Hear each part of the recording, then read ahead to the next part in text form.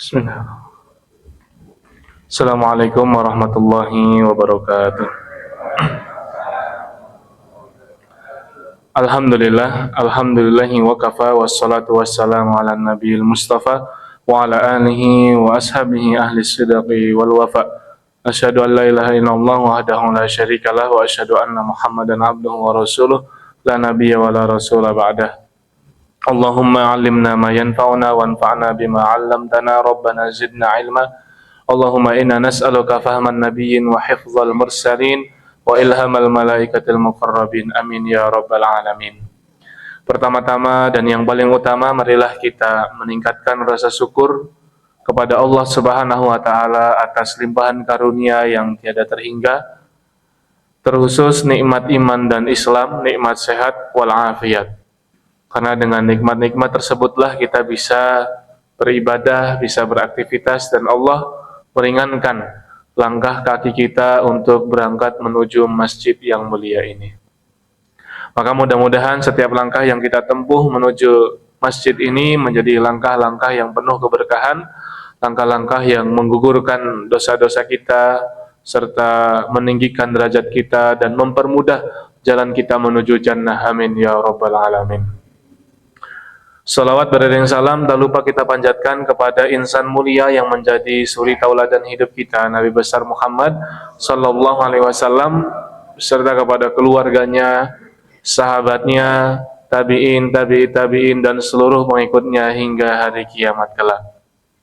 Para hadirin jamaah salat maghrib, ibu-ibu dan bapak-bapak sekalian yang dirahmati oleh Allah, melanjutkan kajian Sirah Nabawiyah yang kita rutinkan setiap Selasa kedua ya, di setiap bulannya, dan tentu saja ini tidak bisa membahas secara berurutan ya, karena boleh jadi apa yang sudah kita bahas di bulan yang lalu mungkin sudah lupa gitu ya, jadi kita pilihkan mungkin modelnya tematik gitu Pak.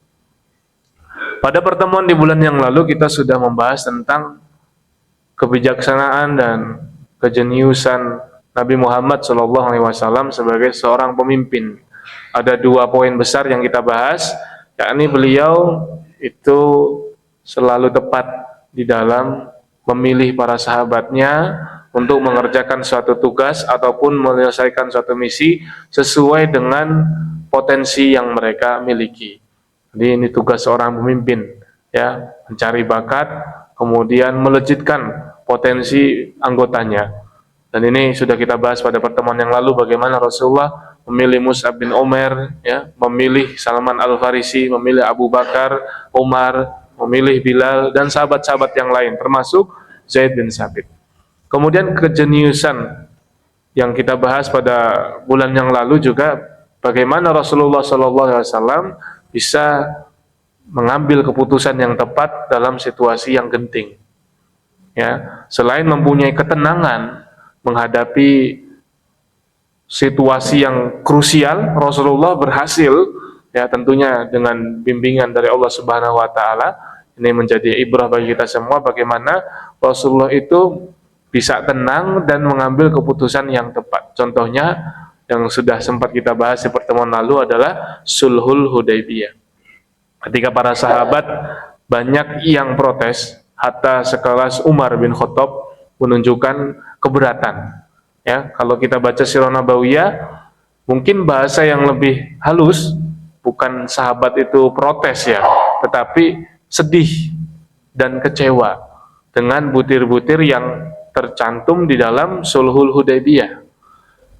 Kalau dipikir-pikir ada alasan tersendiri kenapa mereka bisa bersedih dan kecewa. Ya, alasannya manusiawi, karena mereka ya, berangkat dari Madinah menuju Makkah tujuannya untuk umroh, dan itu sesuai dengan perintah Nabi dalam mimpi, karena mimpinya seorang Nabi ini adalah wahyu. Rasulullah berangkat bersama para sahabatnya masuk Makkah dalam keadaan aman, tanpa gangguan. Ternyata ketika mereka berangkat ada gangguan, mulai di Usfan sudah ada gangguan. Kemudian di Hudaybiyah berapa kali utusan dari kafir Quraisy itu mendatangi Rasulullah SAW, untuk memastikan, ya, apakah mereka ingin berperang atau ingin umroh. Ya intinya dihalang-halangi lah, sehingga Rasulullah SAW ya menyetujui, menyepakati 4 butir sulhul Hudaybiyah, perjanjian Hudaybiyah, yang sejatinya mereka ingin umrah, tapi karena dihalangi oleh kafir Quraisy, maka Rasulullah memilih untuk damai. Ya, meskipun di awal Rasulullah sudah menegaskan, kalau kalian menghalangi kami, maka kami akan siap untuk berperang, meskipun tidak bawa senjata perang. Tapi Rasulullah kenapa akhirnya memilih damai? Nah inilah yang kemudian dibahas oleh para ulama, termasuk Imam Az-Zuhri rahimahullah mengatakan di dalam sejarah Nabi, atau bahkan mungkin dalam sirah Nabawiyah dan sejarah Islam pada umumnya, tidak ada kemenangan yang lebih besar daripada Sulhul Hudaybiyah. Kenapa? Karena Rasulullah SAW mendapatkan kemaslahatan yang jauh lebih besar daripada perang ketika itu. Ya.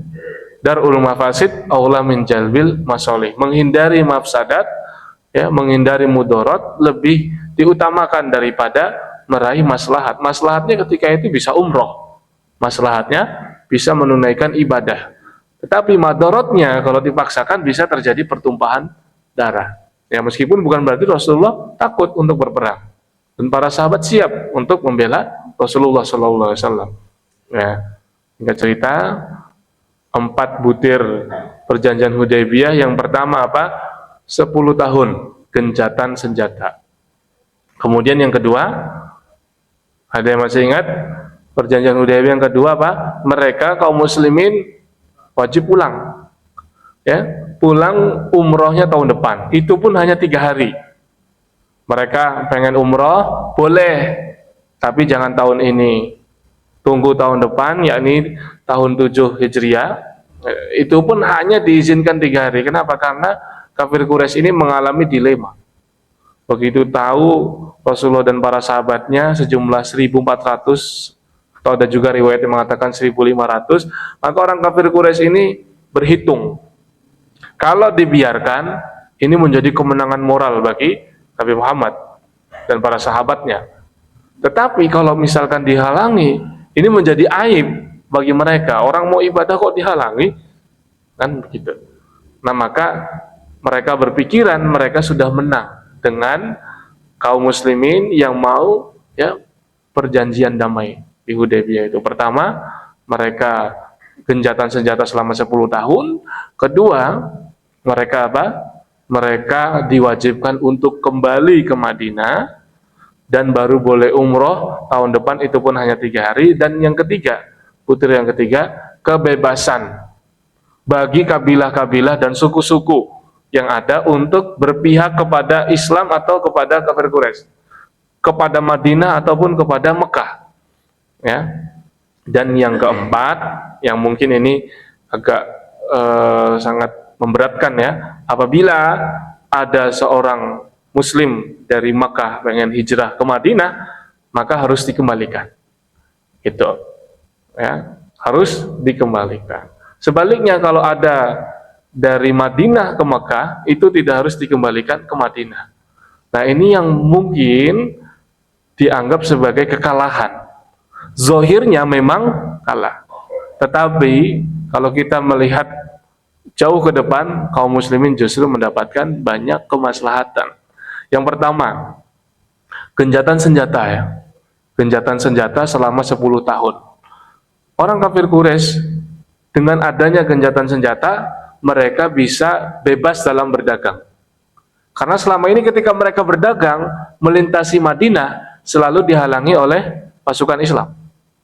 Karena kaum muslimin hartanya dulu dirampas oleh kafir Quraisy, maka wajar apabila pada perang Badar itu terjadi pertempuran yang sangat hebat, diawali dari apa? Kafilah dagangnya Abu Sufyan itu dicegat. Ini bukan penyamun, bukan pembegal, bukan perampok, hanya meminta kembali harta kaum muslimin yang dirampas dalam perjalanan hijrah dari Makkah ke Madinah oleh orang-orang kafir Quraisy. Ya, jadi kalau kita bahas satu persatu, ya, perjanjian Hudaybiyah ini justru menguntungkan Islam. Ya, yang pertama, gencatan Gencatan bismillah dulu ya. Kullu amrin zibalin la yubda'u bil basmalah fahuwa abtar, fahuwa aqta. Ya.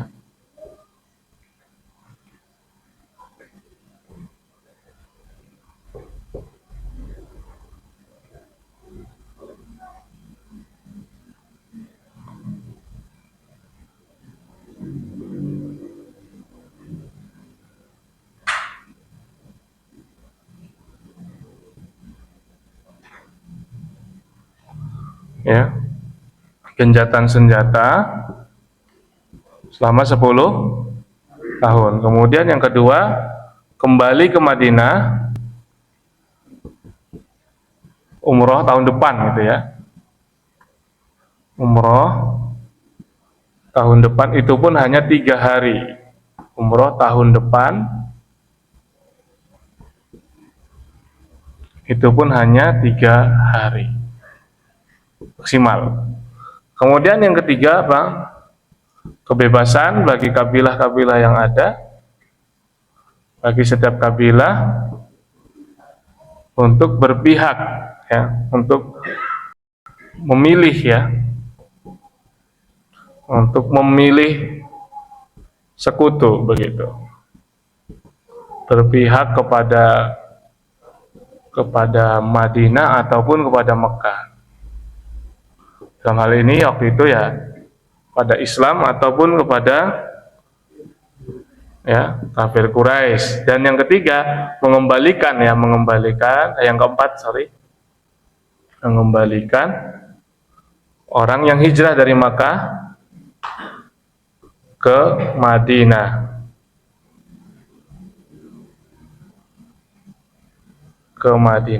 tapi tidak sebaliknya ya, namun tidak sebaliknya.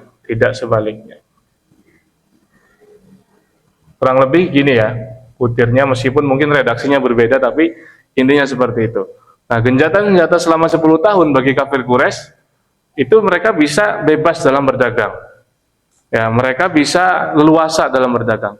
Tetapi pertanyaannya, bisakah dalam waktu 5 tahun aja, jangan 10 tahun, kerugian ekonomi yang dialami oleh kafir Quraisy itu bisa tercover?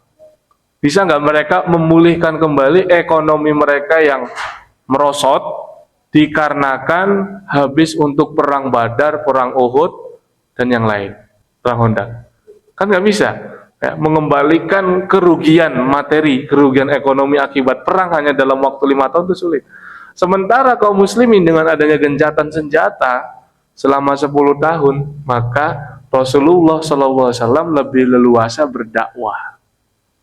Maka dengan adanya perjanjian Hudaybiyah atau disebut dengan Sulhul Hudaybiyah ya, Rasulullah SAW bisa mengutus para sahabatnya kepada raja-raja ataupun penguasa-penguasa di dunia ketika itu. Mengutus ke Kisra ya, Persia, ke Kaisar Romawi Heraklius ketika itu. Kemudian mengutus juga ke Mukaukis dan ke tempat-tempat yang lain. Sehingga dakwahnya Rasulullah itu bukan hanya di Jazirah Arab, tetapi bersifat internasional. Memang ada yang menerima, ada yang menolak dengan halus, ada yang menolak dengan kasar, Persia. Tetapi poinnya adalah nama Nabi Muhammad semakin dikenal, diperhitungkan. Ya, jadi ini keutamaan yang didapat ataupun hikmah daripada Sulhul Hudaybiyah. Rasulullah menjadi lebih leluasa di dalam berdakwah, bukan hanya sekitaran Jazirah Arab, tetapi seluruh dunia. Adapun poin yang kedua, kembali ke Madinah, umroh tahun depan 3 hari. Ya, ini kesannya orang Quraisy menang nih. Kesannya menang mereka. Kenapa?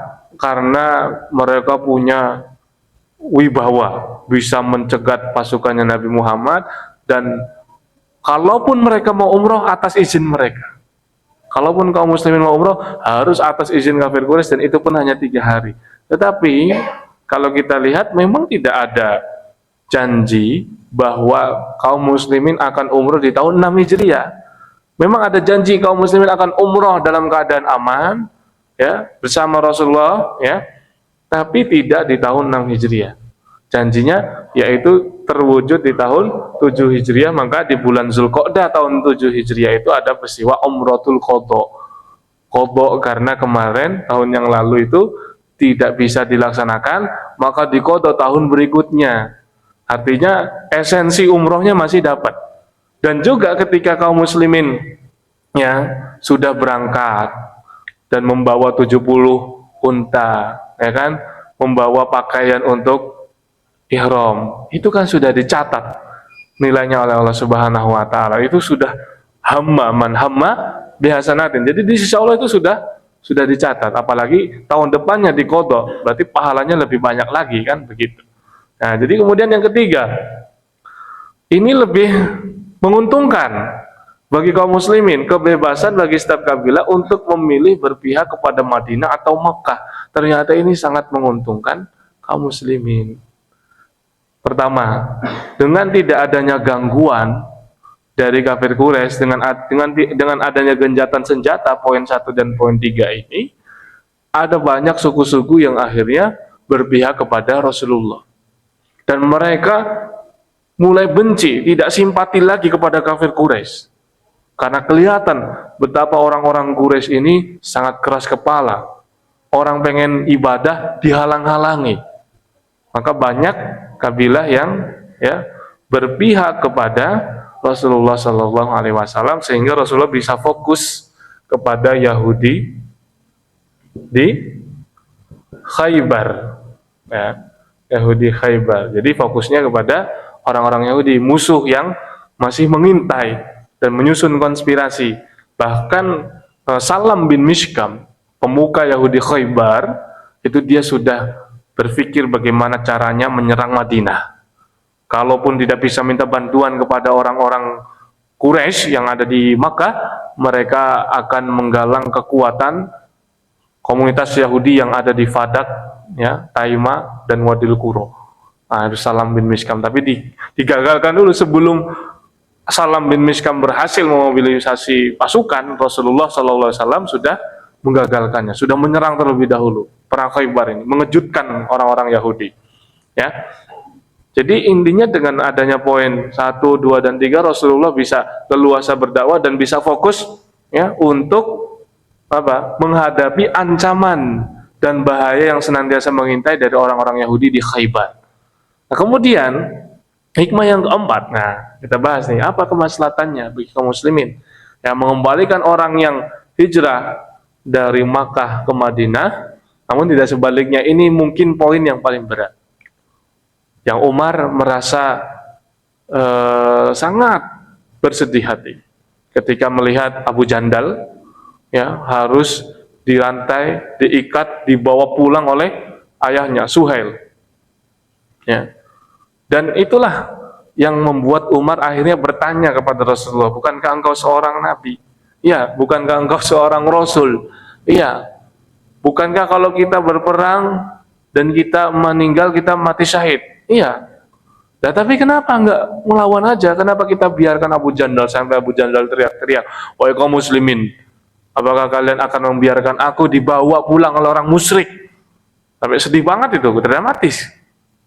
Tapi Rasulullah hanya diam. Sesungguhnya aku ini nabi, pasti Allah akan menolongku. Seperti itu. Jadi ya mungkin ini poin yang sangat berat sekali, tetapi hikmahnya luar biasa. Rasulullah mengajarkan kepada kita kesetiaan, mengajarkan kepada kita komitmen untuk memegang perjanjian meskipun kepada musuh. Kenapa? Karena ketika ada Abu Jandal ingin datang ke Madinah, itu dikembalikan kepada orang tuanya di Makkah. Begitu pula Abu Basir. Abu Basir kabur dari Makkah pengen ke Madinah. Sampai Madinah ya disusul oleh 2 orang utusan kafir Quraisy. Ada 2 orang utusan kafir Quraisy ya untuk menyusul Abu Basir. Karena Rasulullah SAW komitmen dengan perjanjian, maka Abu Basir diserahkan begitu saja. Sana kamu kembali, karena ini bisa menjadi potensi konflik ini, ya kan? Akhirnya Abu Basir diserahkan kepada dua utusan kafir Quraisy. Nah, ini uniknya. Di perjalanan, ternyata Abu Basir ini ngajak ngobrol dua utusan kafir Quraisy yang sejatinya ditugaskan untuk menangkap Abu Basir, membawa pulang ke Mekah, terlena dengan obrolan. Saking asiknya ngobrol, Abu Basir bilang, pedangmu kok bagus, boleh minjem nggak? Ternyata dipinjamkan. Nah, ini kesalahan yang sangat fatal. Nah, ketika Abu Basir mendapatkan pedang, langsung ditebas salah satu utusan itu. Tinggal satu lari terbirit-birit datang ke Madinah, melaporkan apa yang terjadi kepada Rasulullah. Rasulullah apakah senang? Marah Rasulullah. Kenapa? Karena ini tidak sesuai dengan butir perjanjian. Ini komitmennya Rasulullah SAW terhadap perjanjian, hatta itu perjanjian kepada orang kafir, dengan orang kafir. Nah, ini luar biasa. Sehingga Abu Basir berkata, sesungguhnya Allah telah menyelamatkanku dari mereka, dan Allah telah menyelamatkan engkau ya Rasul. Engkau telah mengembalikan aku kepada mereka. Itu sudah sesuai perjanjian. Maka Allah telah menyelamatkanmu dari sifat khianat. Dan Allah juga telah menyelamatkanku dari dari siksaan mereka. Kalau sampai di Mekah mungkin bisa jadi disiksa. Nah, akhirnya Rasulullah tetap bersikukuh, pokoknya kamu nggak boleh di Madinah, pergi. Nah, Abu Basir pergi, ya, dia berada di sebuah wilayah antara Mekah dan Madinah, bikin base camp sendiri. Jadi semua orang yang dari Mekah pengen hijrah ke Madinah terhalang, akhirnya berkumpul dengan Abu Basir di sebuah tempat yang itu merupakan jalur dagangnya kafir Quraisy. Kurang lebih ada 70 orang. 70 orang kan lumayan banyak. Sehingga ketika 70 orang ini termasuk Abu Basir, dan akhirnya Abu Jandal juga bisa kabur, berkumpul bersama Abu Basir, itu kan mengganggu lalu lintas perdagangannya kafir Quraisy. Akhirnya mereka sendiri yang minta poin ini dibatalkan. Menang ya? Menang. Ini menang nggak tadi kaum muslimin? Dakwah. Ini menang ya? Karena tahun depan masih bisa umrah, kan begitu. Nah, apalagi yang ini, para hadirin sekalian, kebebasan bagi setiap kabilah untuk memilih berpihak kepada Madinah atau Mekah. Ada kabilah Bakar dan Khuza'ah. Bakar dan Khuza'ah ini sangat bermusuhan, ya, sangat kuat permusuhan mereka. Ya, jadi Bakar berpihak kepada Quraisy, ya kan? Khuza'ah berpihak kepada kaum muslimin. Ya, karena memang Khuza'ah lebih dekat ya dengan kaum muslimin. Nah, itu kan karena masing-masing sekutu sudah mendapatkan perlindungan dengan adanya perjanjian damai, gencatan senjata, maka seharusnya tidak boleh ada serangan. Tapi Bani Bakar menyerang salah seorang Bani Khuza'ah, sehingga ini melanggar perjanjian. Ditambah lagi Suhail bin Amru, Sofwan bin Umayyah, ya, salah dua ya di antara tokoh-tokoh kafir Quraisy yang masih hidup. Suhail bin Amru dan Sofwan bin Umayyah itu menyuplai senjata ternyata.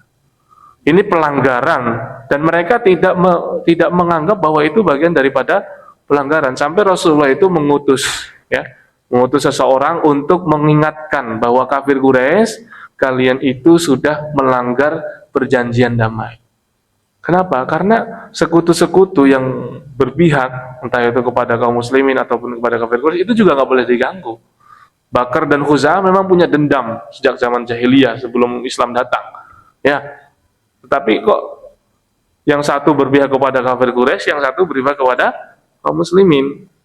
Sehingga ketika Bakar dan Khuza'ah ini terlibat konflik di antara mereka, ya, salah seorang dari Bani Khuza'ah itu datang melapor kepada Nabi, dan Nabi berkata, tenang, sesungguhnya engkau pasti ditolong. Artinya apa? Rasulullah pasti akan memberikan pertolongan kepada kabilah yang bersekutu dengan Rasul.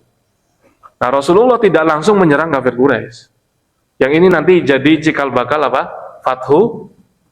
Fathu Mekah tahun 8 Hijriah di bulan Ramadan. Tahun 8 Hijriah bulan Ramadan. Ya. Tapi Rasulullah tidak langsung ya, memberangkatkan pasukan dari Madinah ke Mekah, tidak. Pertama-tama diingatkan tuh kafir Quraisy, dikasih 3 pilihan, masih baik. Dikasih 3 pilihan apa? Yang pertama, cabut dukungan kepada Bani Bakar karena sudah, ya kan, sudah melanggar perjanjian. Yang kedua, bayar diat. Apa itu bayar diat? Denda, menebus orang-orang Khuza'ah yang sudah dibunuh. Yang ketiga, perang. Dikasih 3 pilihan, milih yang ketiga. Emang cari ribut. Nah, kafir Quraisy emang ternyata udah lupa dengan perjanjian damai, dan mereka pada akhirnya menyesal. Nggak sadar ketika mengambil pilihan nomor 3, mereka nggak sadar. Betul-betul nggak sadar. Sampai akhirnya mengutus Abu Sufyan. Mengutus Abu Sufyan, orang yang paling dihormati. Dan Abu Sufyan itu gimana ya? Beliau adalah seorang saudagar, sukses, kaya raya, dan dia itu bergaulnya itu dengan Kaisar Romawi. Iya. Langsung ngobrol sama Kaisar Romawi. Berarti kan orang hebatnya lah, orang paling hebatnya diutus demi apa? Minta maaf. Ya, minta maaf. Ya sudah terlambat, orang dia sudah memilih perang. Kafir Quraisy sudah memilih perang. Abu Sufyan sampai diutus datang, ya, ke Madinah itu mendatangi siapa? Putrinya. Karena putrinya dinikahi oleh Rasulullah SAW bernama Ummu Habibah. Nama aslinya siapa? Romlah binti Abi Sufyan. Ya. Jadi Abu Sufyan datang ke Madinah, datang ke rumah putrinya, disambut baik-baik. Tapi ketika ingin duduk di atas sebuah alas, ya, menempati tikar atau semacamnya gitu ya, tikar itu langsung diambil oleh Ummu Habibah. Kenapa? Apakah engkau tidak suka aku duduk di atas tikar ini? Atau karena alasan apa? Atau kamu nggak suka, benci kepada ayahmu? Enggak. Ya, ini tikar yang biasa ditempati oleh Rasulullah. Sementara engkau masih musyrik, dan orang musyrik itu najis. Ini anak ngomong kayak gitu sama bapak. Ya, bapaknya jauh-jauh dari Madinah loh. Ya, ibaratnya dari Solo ke Jakarta gitu kan.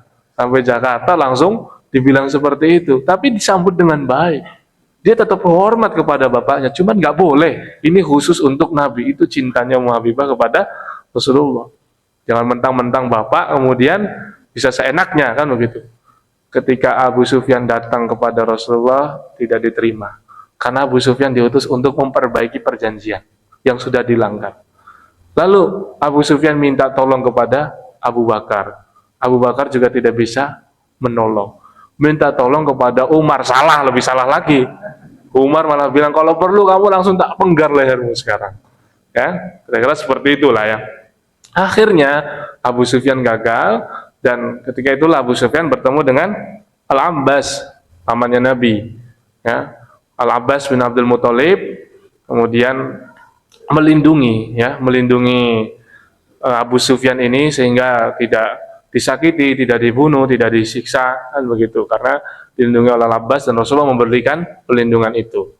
Selain karena memang Abu Sufyan berarti kan mertuanya Nabi, ya seperti itu. Dan Abu Sufyan sangat senang sekali meskipun belum masuk Islam, begitu tahu putrinya dinikahi oleh Nabi, dia sangat senang sekali.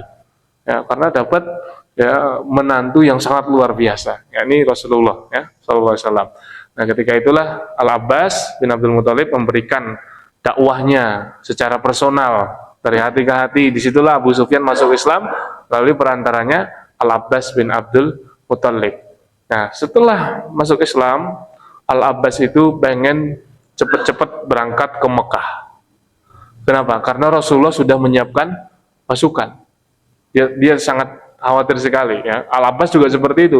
Ini jangan sampai orang-orang Quraisy itu tahu, jangan sampai orang-orang Quraisy ini nggak tahu bahwa akan ada pasukan yang menyerang. Berapa jumlah pasukan Nabi ketika Fatu Mekah? 10.000. Dan Rasulullah meminta kepada Al-Abbas supaya Abu Sufyan ini diajak ke sebuah tempat, ya kurang lebih di lereng gunung yang tempatnya agak tinggi, untuk menyaksikan betapa banyak dan betapa besarnya pasukan Islam ketika itu. Banyak dan kuat. Jadi memang ini salah satu strategi Rasulullah SAW untuk menciutkan nyalinya Abu Sufyan. Kalau tiba-tiba dia masuk Islam terus pengen murtad lagi gitu kan, atau punya kesempatan ingin membunuh Nabi, dia ingin membunuh, karena memang ada riwayatnya. Abu Sufyan itu sempat ketika melihat ada kesempatan ingin membunuh Nabi, dia ingin membunuh. Tapi Rasulullah tahu, diberitahu oleh Allah Subhanahu wa taala niat jahatnya Abu Sufyan, lalu Rasulullah menegur dan Abu Sufyan langsung istighfar. Nah, kayak gitu. Nah, maka Rasulullah meminta Al-Abbas untuk menempatkan Abu Sufyan itu di sebuah tempat yang kira-kira dia bisa melihat, ya, kekuatan militernya Rasulullah itu sudah 10.000 orang. Mereka kafir Quraisy paling mengumpulkan pasukan 3.000 orang. Pernahkah terkumpul 10.000 orang? Itu gabungan Ahzab, ya, koalisi Ahzab itu bersama orang-orang Yahudi. Orang-orang Yahudi Bani Quraizo, Bani Nadir yang ada di Khaybar, Yahudi Khaybar, dan orang-orang Ghatafan dan kabilah-kabilah yang lain. Ini pasukan Islam 10.000, sehingga Abu Sufyan udah mati kutu. Ini benar-benar, ya, bahwa keponakanmu, kata Abu Sufyan, keponakanmu itu memang sekarang menjadi orang yang sangat hebat sekali, pemimpin politik yang kuat luar biasa. Salah, dia bukan pemimpin politik, dia adalah seorang nabi utusan Allah. Nah, gitu. Jadi memang sengaja Abu Sufyan ini dibikin takut hanya dengan melihat jumlah pasukan kaum muslimin yang ingin berangkat ke Mekah. Dan ketika Rasulullah SAW memberangkatkan pasukannya, itu tidak ada yang diberitahu rencananya mau kemana, seperti apa, taktiknya, tidak ada yang diberitahu. Hatta Aisyah, istrinya, ya, Aisyah radhiyallahu anha diminta untuk menyiapkan pakaian perang, tapi Rasulullah tidak memberitahu apa yang akan beliau lakukan. Artinya ini operasinya itu senyap. Beliau menyembunyikan dan merahasiakan bahkan dari Aisyah radhiyallahu anha. Selain itu, ya, Rasulullah SAW mengutus Abu Qatadah, Sariyah Abu Qatadah, ke tempat lain sehingga terkecoh. Ya, jadi pertama Rasulullah tidak memberitahu kepada siapapun rencananya kayak gimana. Yang kedua, Rasulullah SAW, ya, mengutus Abu Qatadah ke tempat lain untuk mengecoh, ya kan? Dan Rasulullah tidak, ketika menyiapkan barisan itu, tidak menyampaikan kita akan seperti ini. Akhirnya tidak disampaikan. Ya, tapi begitu kaum muslimin sudah mulai berangkat dari Makkah menuju Madinah,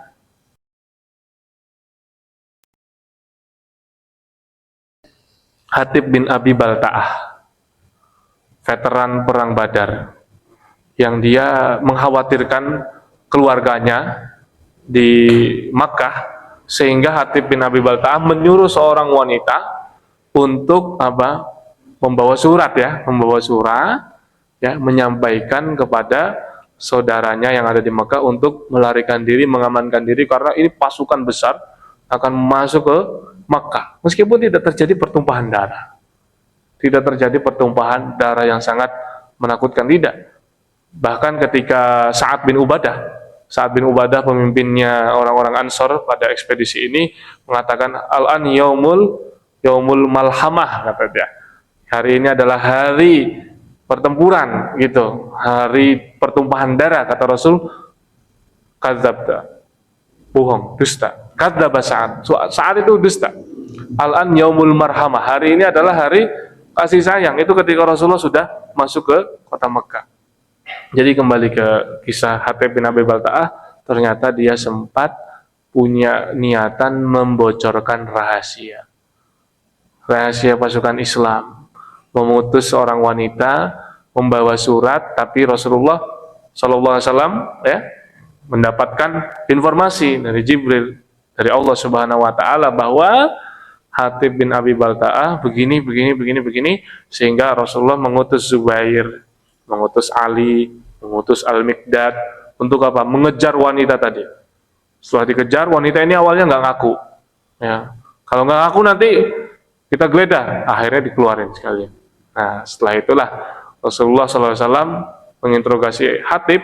Ketika itu ada Umar, biasalah Umar, ya. Umar pengennya langsung apa?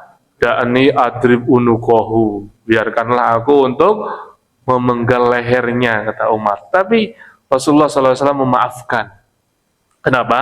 Karena dia adalah veteran perang Badar. Allah sudah mengampuni apa yang dilakukan oleh orang-orang yang ikut hadir dalam perang Badar. Allah sudah mengampuni. Nah, ini keutamaan Ahlul Badar, ya, seperti itu. Jadi dia sudah dijamin masuk surga meskipun melakukan kesalahan besar. Ini pengkhianatan loh, pengkhianatan besar. Alhamdulillah bisa digagalkan. Nah, sehingga Rasulullah SAW berhasil memasuki kota Mekah dengan kekuatan yang sangat luar biasa. Waktu itu belum pernah terjadi pasukan Arab sehebat itu, sebesar itu. Dan Rasulullah masuk tanpa gangguan. Sa'ad bin Ubadah masuk tanpa gangguan. Khalid menghadapi gangguan dari teman lamanya, sahabatnya. Karena Khalid juga baru masuk Islam di tahun 8 Hijriah awal. Di bulan-bulan pertama tahun 8 Hijriah, Khalid baru masuk Islam. Ya. Kemudian beliau langsung ikut perang Mu'tah. Kemudian langsung ikut Fathu Makkah. Ya. Dan Khalid berhadapan dengan teman dekatnya yang bernama Ikrimah.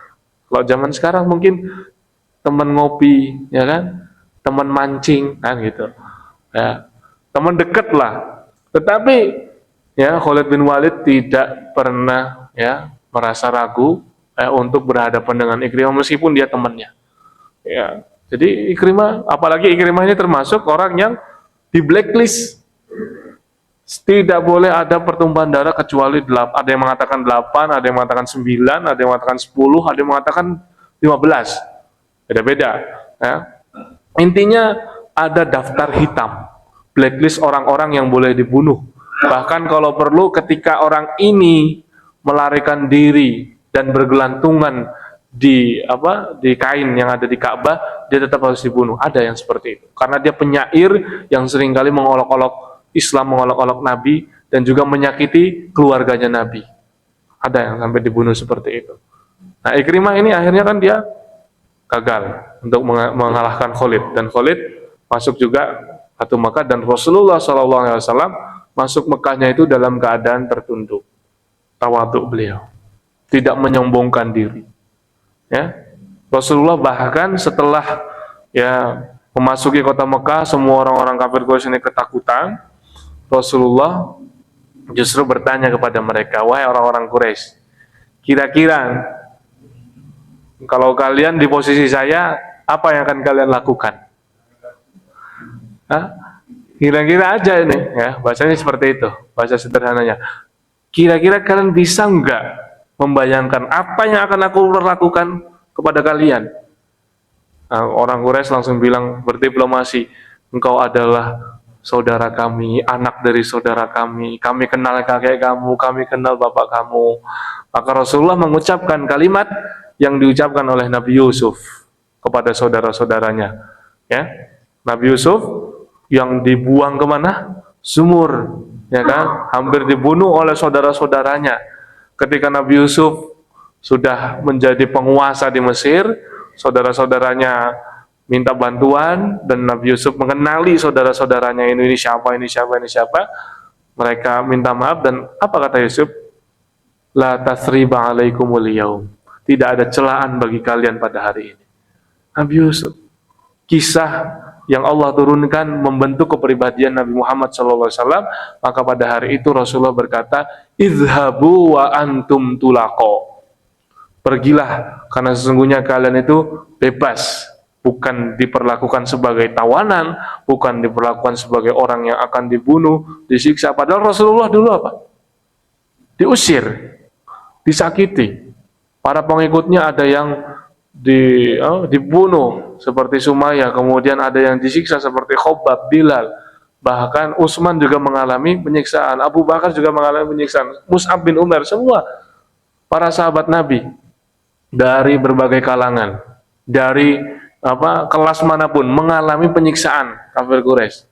Ketika Rasulullah menang, menaklukkan Mekah dengan damai, Rasulullah berkata kepada mereka, izhabu wa antum tulaqo. Pergilah, sesungguhnya kalian itu bebas, ya, tidak dijadikan tawanan. Saya tidak akan balas dendam, kan begitu. Nah, inilah puncak akhlak mulia, adalah memaafkan ketika mampu untuk balas dendam. Nah, ini Rasulullah SAW mengajarkan kepada kita semua, memaafkan. Lalu bagaimana dengan daftar orang yang di blacklist? Karena mereka itu sudah sangat keterlaluan dan terus-terusan memusuhi Islam. Rata-rata yang di blacklist itu mereka yang memang memerangi secara fisik dan juga syair. Ya. Syair itu berkali-kali saya sampaikan, fungsi syair zaman dahulu persis seperti fungsi medsos zaman sekarang. Syair dipakai untuk memuja orang, meninggikan orang setinggi-tingginya atau merendahkan orang serendah-rendahnya. Itulah yang dilakukan oleh para buzzer di medsos. Kan, seperti itu. Maka Rasulullah membunuh buzzer-buzzer itu, termasuk yang paling terkenal siapa? Buzzer Yahudi yang merongrong daulah Islamiyah, yang sering bikin syair menghina Nabi, menghina Allah, menghina Islam, menghina daulah Islamiyah Madinah. Siapa? Yang dibunuh oleh Muhammad bin Maslamah setelah perang Badar. Yahudi Bani Nadir, siapa? Ka'ab bin Al-Ashraf. Nah, itu punggawanya atau pentolannya, dedengkotnya buzzer itu. Nah, kalau di Indonesia ini model-model Abu Janda gitulah ya. Nah, itu yang pokoknya yang bikin onar, yang pro-Zionis, ya udah pastilah kayak gitu. Ya, dia buzzer anti Islam kan seperti itu. Meskipun dia jubahnya seakan-akan orang Islam, dia munafik. Nah, seperti itu. Nah, jadi para hadirin sekalian, jamaah salat maghrib yang dimuliakan Allah Subhanahu wa taala, sebenarnya kita membahas sulhul Hudaybiyah tadi ya. Ternyata kemenangan kaum muslimin itu baru bisa dirasakan setelah berlalunya gencatan senjata. Maka Umar bin Khattab itu dalam kitab Hadzal Habib Ya Muhib karya Abu Bakar Al-Jazairi, ada perkataan Umar bin Khattab dinukil di situ, maziltu usolli wa asumu wa atasaddaqu wa a'tiqu, ya. Aku senantiasa sholat, shaum, sodakoh, dan membebaskan budak, memerdekakan budak. Dalam rangka apa? Menebus perkataanku pada hari Hudaybiyah yang berani memprotes Nabi. Ya. Jadi itu mungkin bukan kesalahan, hanya ekspresi kekecewaan, kesedihan. Tetapi Umar karena sangat peka sekali terhadap dosa, dia khawatir itu. Khawatir sekali kalau ternyata itu bisa mendatangkan murkanya Allah dan Rasul. Maka Umar itu menebusnya itu dengan apa? Saum, sholat, sedekah, dan membebaskan budak. Karena ternyata sulhul Hudaybiyah ini kemaslahatannya luar biasa.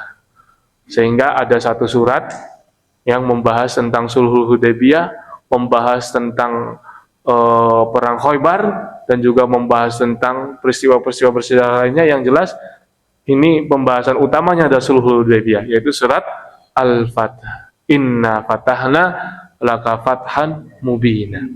Karena Rasulullah ketika memerintahkan para sahabatnya untuk mencukur, untuk menyembelih hewan kurban, ya, di Hudaybiyah itu, tidak ada yang mengerjakan. Satu pun tidak ada. Ali aja sudah kecewa semenjak Ali kan disuruh nulis, udah menunjukkan kekecewaannya. Tidak ada yang paham. Ya, maka Rasulullah masuk ke dalam tendanya, cerita kepada Ummu Salamah.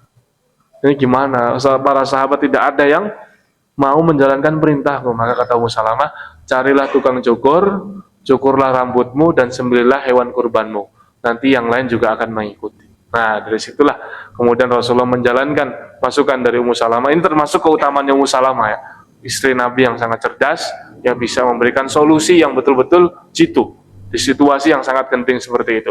Sehingga para sahabat pun ketika melihat Rasulullah mencukur rambut, kemudian menyembelih hewan kurban, yang lihat semuanya mengikuti apa yang dilakukan oleh Rasulullah, dan para sahabat kembali kepada ketenangan hati setelah sebelumnya mereka agak jengkel, agak sedih, merasa dikalahkan.